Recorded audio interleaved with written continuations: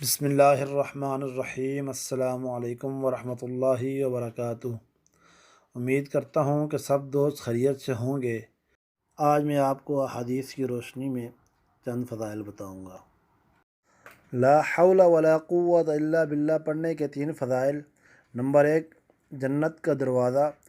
حضرت سیدنا معاذ بن جبل رضی اللہ تعالیٰ عنہ سے مروی ہے، نبی اکرم صلی اللہ علیہ وآلہ وسلم نے فرمایا، کیا میں تمہیں جنت کے دروازوں میں سے ایک دروازے کے بارے میں نہ بتاؤں؟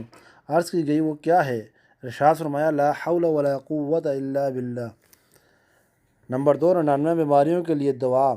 حضرت سیدنا ابو ہریرہ رضی اللہ تعالیٰ عنہ سے مروی ہے، نبی اکرم صلی اللہ علیہ وآلہ وسلم نے فرمایا، جس نے لا حول ولا قوت الا باللہ کہا تو اس کے لیے 99 بیماریوں کی دوا ہے۔ ان میں سب سے ہلکی بیماری رنج و الم ہے۔ نمبر 3، نعمت کی حفاظت کا نسخہ۔ حضرت سیدنا عقبہ بن عامر رضی اللہ تعالیٰ عنہ سے مروی ہے، نبی اکرم صلی اللہ علیہ وآلہ وسلم نے فرمایا، جسے اللہ عز و جل نے کوئی نعمت عطا فرمائی، پھر وہ بندہ اس نعمت کو باقی رکھنا چاہتا ہے تو اسے چاہیے کہ لا حول ولا قوت الا باللہ کی کثرت کرے۔